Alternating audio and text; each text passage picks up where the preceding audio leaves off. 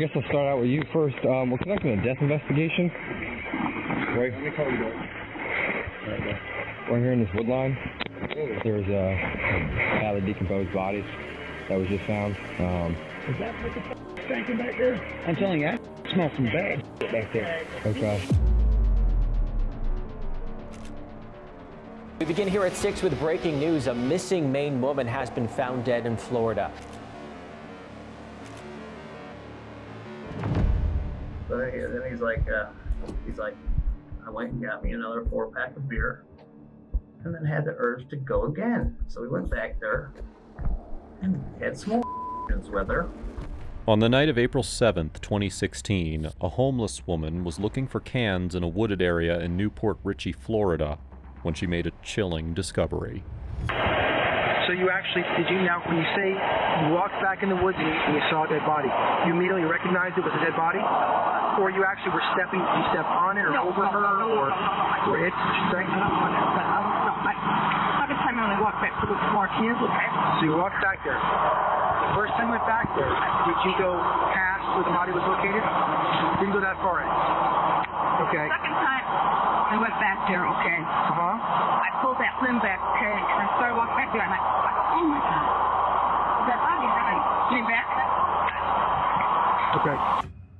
With a homeless camp nearby, the police think that it's a case of homeless altercation gone wrong. But they were soon to realize that they were actually investigating a case where an innocent date turned into a necrophile's murder scene. So you basically ventured in the first time, got cans, came back out, went back in a little deeper, pulled those branches back and saw what you thought was a dead body. Did you immediately recognize it as a dead body? Looks like to me. Okay. No. And did you touch anything? No. Okay. Did you do anything at all out there other than touch the branch? And then you came back out and you called us. Pasco County Sheriff detectives interviewed the caller who claimed that the body was beside a shopping mall next to a mobile home community. She was smart enough to run back out immediately so as not to damage the crime scene, and before the detectives could go diving into the wooded area to confirm the body, they were put off by the foul smell that came from its decomposition. Their first order of business was to collect CCTV footage from the nearby Metro PCS store and go door to door in the remote community for possible witnesses. My name's Deputy Shell with the Sheriff's Office. Listen, we're investigating unfortunately, a dead body that was located in the woods right here. It's pretty badly decomposed. I was wondering if you've seen or heard anything in the past 2 weeks. No. How you doing, sir? My name's Deputy Shell with the Sheriff's Office. We're investigating a death. We located a decomposed body over here in the woods. Have you guys seen or heard anything in the past 2 weeks? No, a dead body in woods. Where? What? Right behind Metro PCS? No? No. I don't know if they told you what we found. We found a pretty badly decomposed body in the woods. Alongside this collection of witness statements, the detectives talked to the owners of the Metro PCS store for surveillance footage of that week, only to find that the store owners had recently changed. What's up, man? Hey, do you guys have cameras on back? Well, honestly, I have no idea. We just took over this store like 4 days ago. Hmm. So no, maybe they're gonna go The employee takes him to the room where the CCTV footage is being recorded, but most of it's erased. New owners just bought this building on Friday. Everything on the cameras was erased. In the meantime, a different team of police officers secured the area and cleared the path to the body.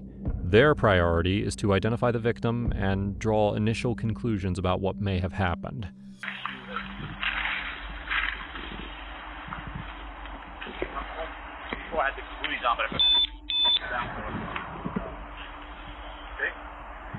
Yeah, very well may be a female. Yeah. The pan, it looks like pan. Yeah. There's a shopping cart over there. And there's the other flip-flop just past her. Yep. So. It might be. That's like a... Almost right away, they had a hunch on who this person might be. I wonder if it's the body is missing female from Port Ritchey. I think her name was Pat. Been missing since 2015. 21-year-old Brooklyn Peck was reported missing in October of 2015, just over a mile from this wooded area. And while the police labeled her as an unsolved case, her family never stopped searching for her. At that point, not knowing about Peck's whereabouts hurt them more than knowing the truth, which is why when this newly found body appeared on the news, they hoped to gain some kind of closure. That is, if it was actually her. The confirmation on whether it was Peck relied on the coroner's report, which would happen after the forensics securely got to the body and took it in for testing.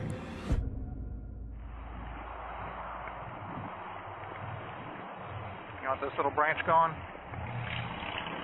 This one? Yeah, I got it. Yeah, I'll cut it. It was hard to tell a path that would lead them towards the body. However, judging by the items thrown along the way, the detectives could tell that a path was made from the store. She may have been a working girl, so to speak. Dancer or something.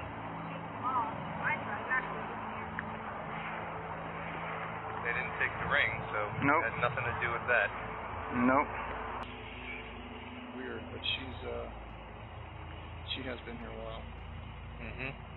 So, just looking at the position of the body, the arms up,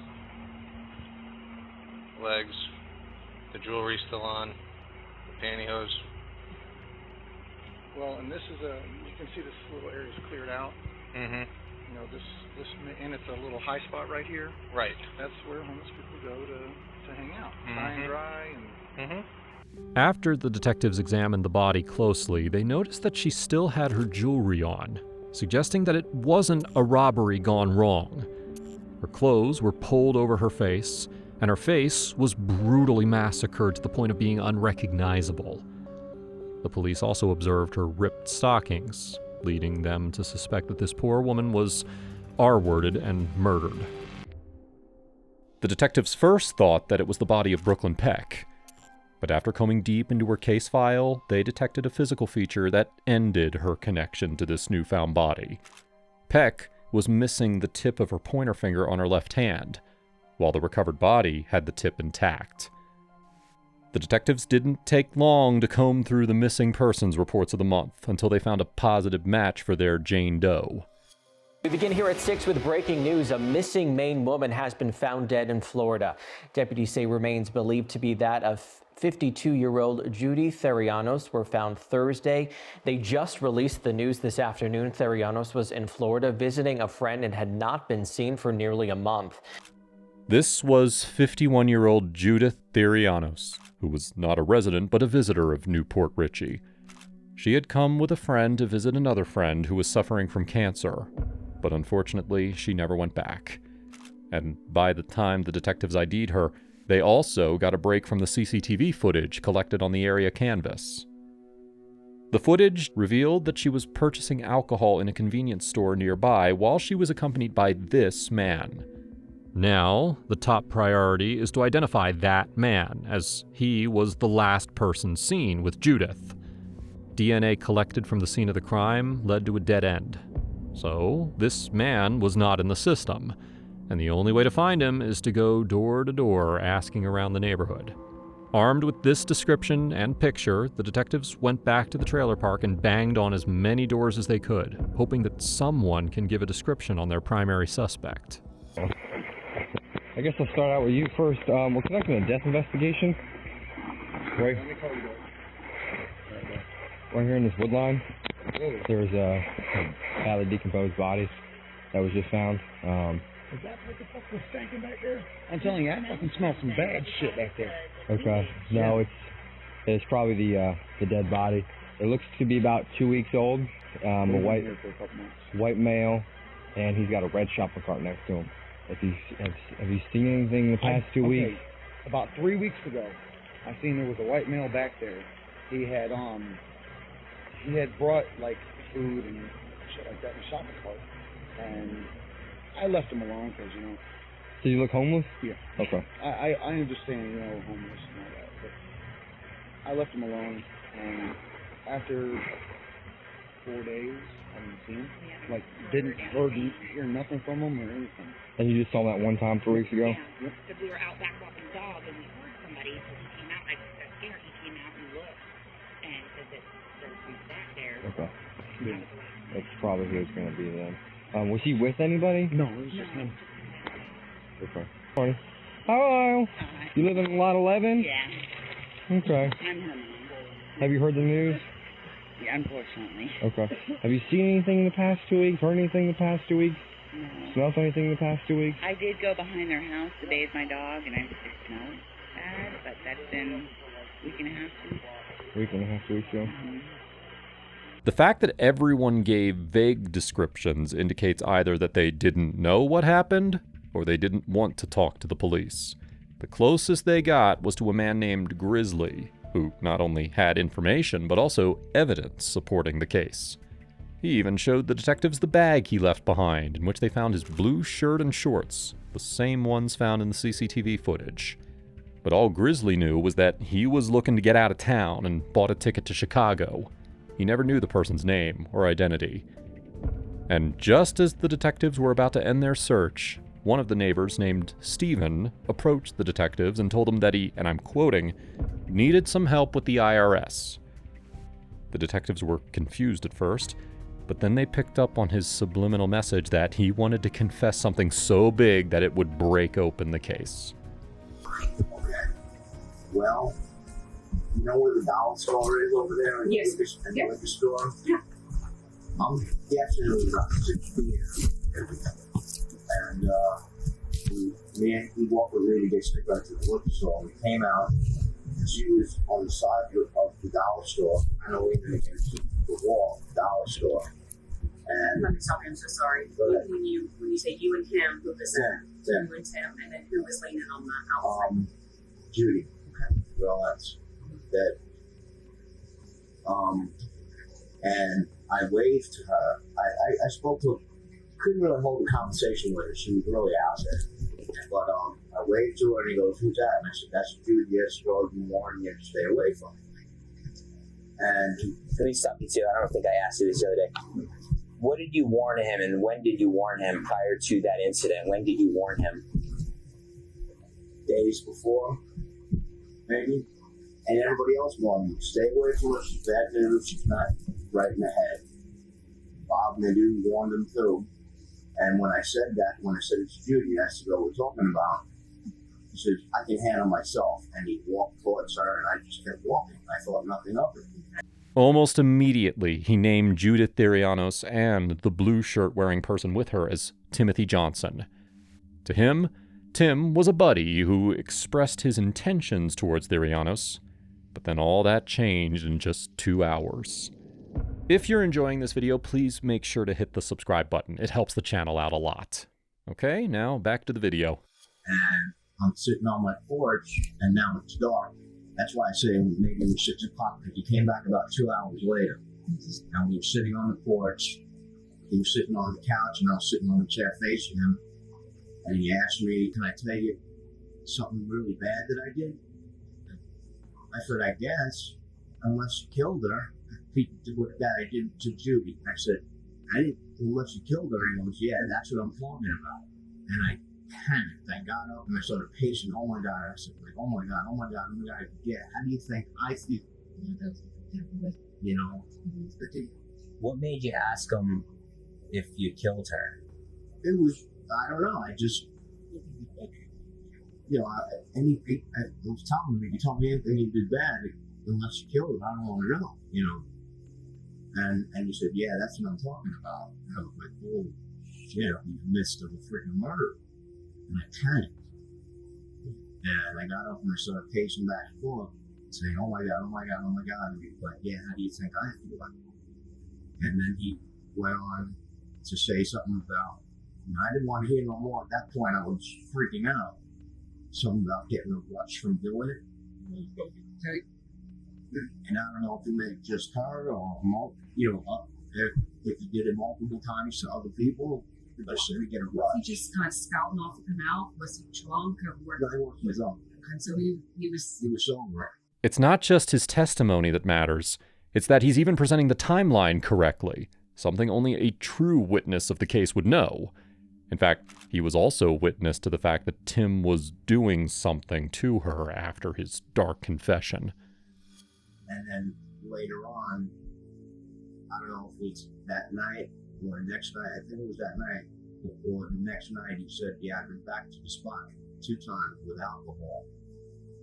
And did he say what the spot meant? no, I don't think he actually said the spot. He said, "I've been back there twice with alcohol." And when you say alcohol, or when he said alcohol, did he meant like drinking alcohol? Drinking alcohol. I got the total feeling that he meant alcohol to clean, kind of like clean up or whatever. Like a peroxide type of a thing, like alcohol, right? Rubbing alcohol. Yeah. Oh, not drinking. No, not drinking alcohol. Have you ever seen him with alcohol then? Yeah, he drinks. Okay, have you ever seen him with rubbing alcohol? No. Definitely. I don't know where he got the alcohol. I don't know. No. And starting that night, now I'm like freaking out. I couldn't really sleep for days. I barricaded my door.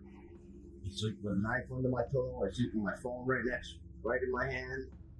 And I'm like, and I told him, I blamed it on the management. I said, "You can't stay on my porch no more." Right. Detectives do a background check on Timothy Johnson, and they find that he's been previously arrested 4 times in Florida for aggravated battery, domestic battery, and 2 times for failure to appear in court. Interestingly, one of those aggravated assault arrests took place 3 weeks before Therianos' body was discovered. He was drinking heavily and broke into a woman's home late at night. But more importantly, this meant that he was already in the police's custody. Now that the detectives are armed with witness statements, CCTV footage, and evidence that puts him near the crime scene, the detectives will cut straight to the elephant in the room. Well, I'm going to go ahead and cut to the chase because we know that you killed her. Okay? I can just tell you right now. We know that you killed her. We know that you wanted to have sex with her and she probably had consensual sex with her. And that's fine. You totally had some consensual sex. Right now, basically, like, honesty is going to be like the best policy because there's a lot of stuff that we know. And we just kind of want to give you the benefit of the doubt of explaining yourself.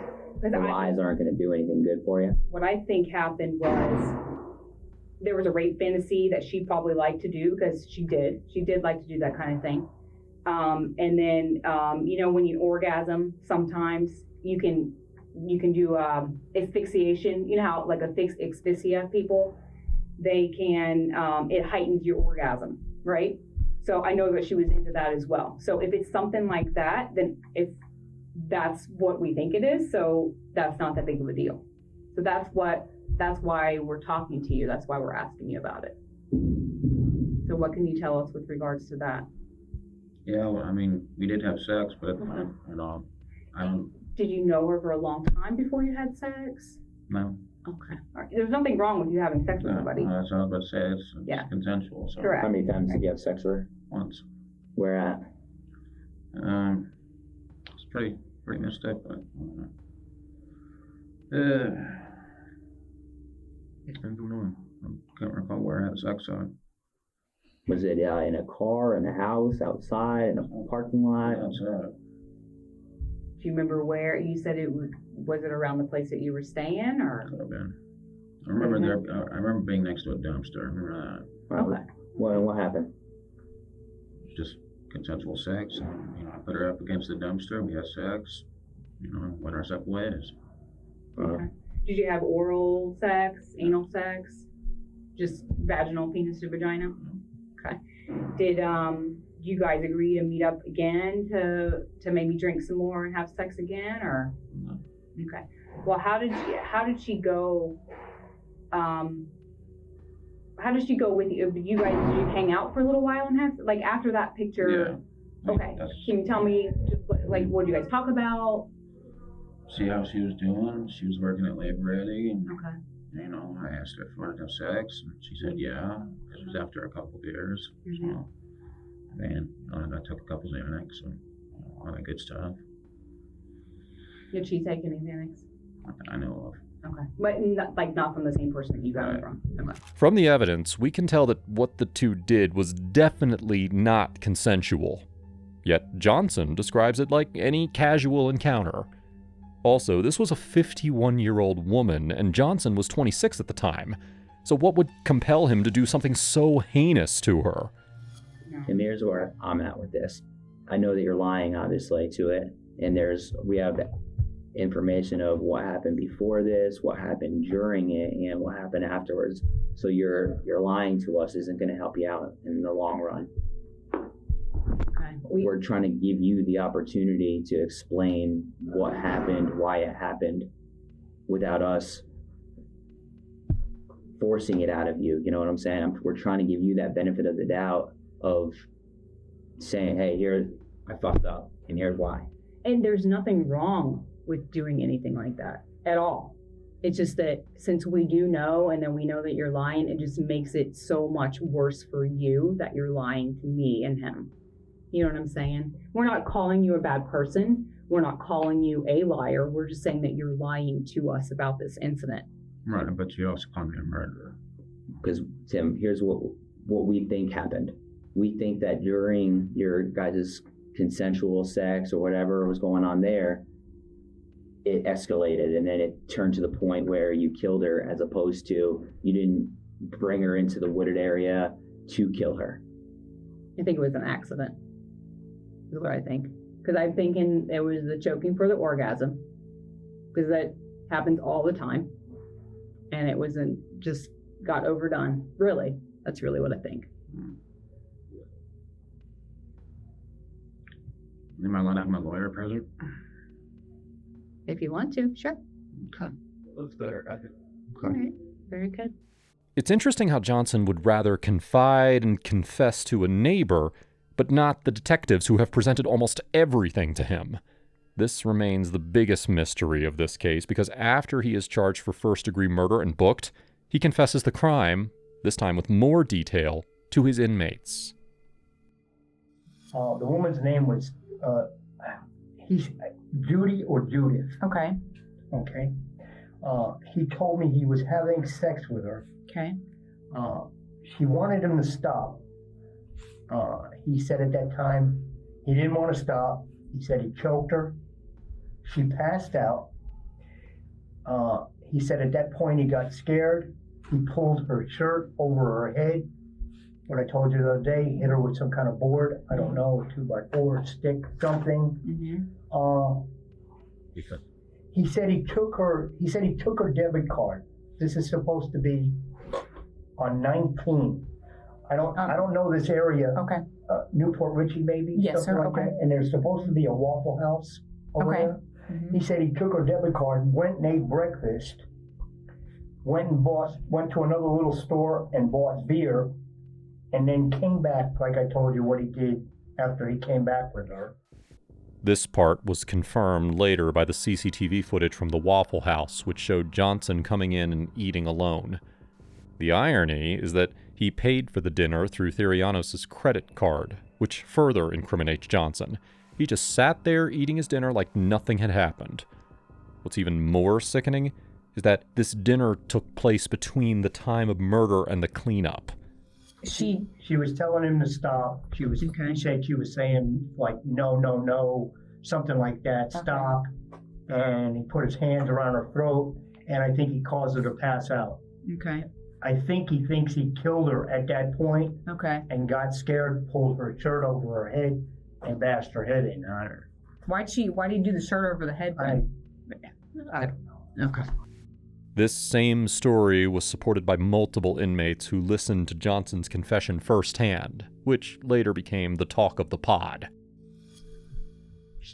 He just, that very week, okay, took it upon himself to tell me everything, okay? And I'm like, you know, half the stuff people say in here you don't believe. Mm-hmm. You know what I mean? And just before you even move forward, what's the guy's name that you're referring to? Timothy Johnson. But, all right, he tells me that he it was, I don't know how long it was before he came to jail, but he told me like I think it was like at least 2 weeks prior to this lady being found in the field. Okay, that he had that they went to, that they met on the sidewalk. She was coming from some guy named Charlie's house. Okay. Some guy with the long hair, white hair and white beard. She was coming from his house and she was already beat up. Okay. So he starts drinking. They start drinking together. He drinks Edge alcohol or whatever, Edge beers, Ice House, and she goes and buys him a 4-pack of beer. They get to drinking. I guess they talk about having sexual relations, and it's like, okay. I guess I've never lived like that, but this was like a one-time deal or so. So they go out in the field and they start having sexual relations, and I guess things got a little carried away. He might have been being too rough or something, but she started screaming, "Stop! No, stop!" You know, and he panicked. I grabbed her by her throat, put his hands on her throat, and he said he said that turned him on, and he was actually crushing her throat while he was getting it on. Okay, so he said he did that until she quit breathing, and her hands and everything did one of these things, and she stiffened up, and next thing you know, she's dead. So he panicked again. So he put her dress over her head and bashed her brains in. Okay, now he's telling me this, I half believe it, you know what I mean? Because I'm like, this just sounds far-fetched, right? So I'm like, I asked him, I said, so then what'd you do? He said, well then, I stole her credit card and her laptop, and I threw her laptop in the dumpster, and I went to the Waffle House and got myself some coffee and something to eat. I was like, well, this is one sadistic dude. He just whacked somebody. Now I just want to get something to eat. Mm-hmm. So then he's like, I went and got me another 4-pack of beer, and then had the urge to go again. So we went back there and had some more relations with her, and then panicked, went to his friend's house and got a bottle of alcohol and shoved it inside of her and squeezed the alcohol in there, and then held her upside down for a couple seconds because he's a fairly big person, and was trying to get the alcohol down in there, and then he left. Every disgusting detail corroborates with what happened, even the fact that she came from Charlie's house. In the end, the only reason we can see is that this darkly demented monster had some sick, twisted fantasies, and when he wasn't able to have those fulfilled, he assaulted her to get what he wanted. It's good to know that he'll never step foot outside his prison walls ever, but it is sad to see this outcome after his gruesome encounter with the dearly departed Judith Therianos. Now, if you think this case was horrific, well, you need to check out my video on the killer who had no idea he was being recorded.